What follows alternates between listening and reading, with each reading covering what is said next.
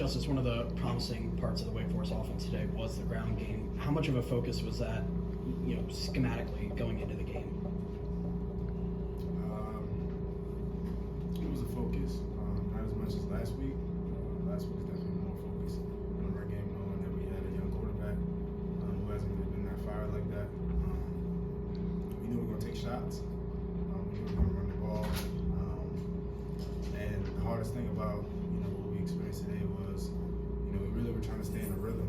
And when you get out of rhythm with a team that's explosive on the offensive side of the ball, it's really hard to come back from. One of our big threes was winning time of possession, and we had a lot of 3-and-outs. We had a lot of times we were in the flow of the offense, but when you play against an explosive team, it's very important to be able to capitalize on your big plays. And we didn't really do that as much as we should have. And in those predicaments against a really talented team, they're going to capitalize on them, just like Mel said. So.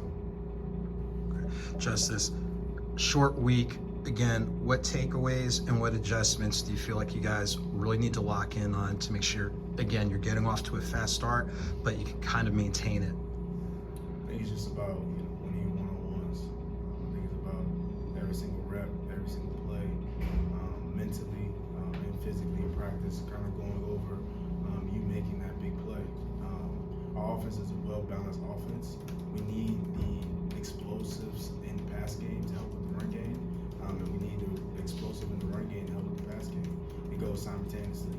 And when you don't have that, it can kind of be a little difficult because Florida State were calling out our run plays while we're in there, and that's due to the lack of maybe explosive passes we didn't have down the field. We had some flags and things like that help our rhythm of our offense, but ultimately they didn't really have to cue much on the pass game. So that's when it gets really frustrating. And the importance is, getting those mental reps and making sure that the young guys are understanding that winning is fragile and it's not easy.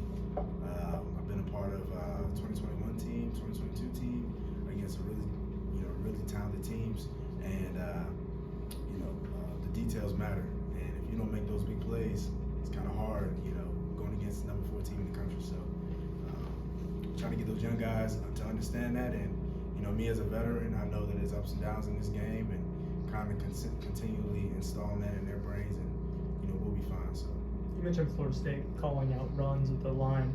Is that something that is uncommon, or something that throughout the year you've noticed that the lack of explosive plays in the pass game, defense is being able to play you guys easier? It's not uncommon. That usually happens a lot when you have that scenario. But you can know what we run, we still have to be able to run it. And it was a little frustrating because, when they said the specific run, I kind of was trying to trick them and pretend like we were doing something else, but ultimately they knew for the most part what we were doing. To win games, you got to be able to be balanced, especially in Wake Forest football. So we weren't as balanced today, and we're going to look at the drawing board, and we're going to challenge each other to continue to be balanced so that we can win more games and we go to the bowl.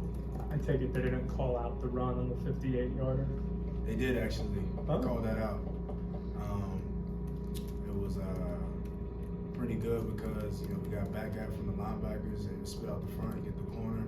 Cam did a really good job kicking out the corner, and then I lowered my shoulder, so it was a pretty good play. So, Was it directional plays that they were calling out? Like they were saying which way the play was going?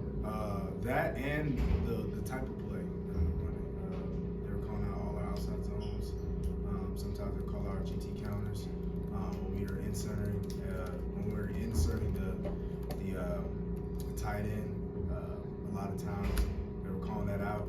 But they're a very talented defense. I played against the exact same defense last year for the most part. So they're a talented team, and we're not, like I said, again, not having that well balance is kind of hard to catch them off guard to be able to run the ball as best we can.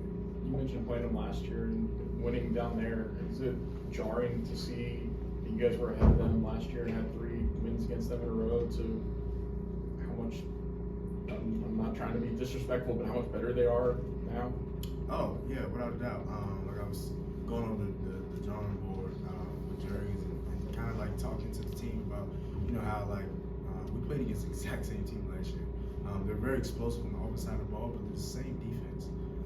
They try to switch around their schematics during the game. They usually don't play 3 linebackers in the game at one time, but they were doing that just to key on us on the run. But you know, it happens, and we got to learn from what we had and continue to keep going, because you know you're supposed to learn the lessons from football and continue to keep learning how to work through the hard times. So yeah, that's it. It's all good. Thanks, guys. Appreciate it. That'll wrap us up.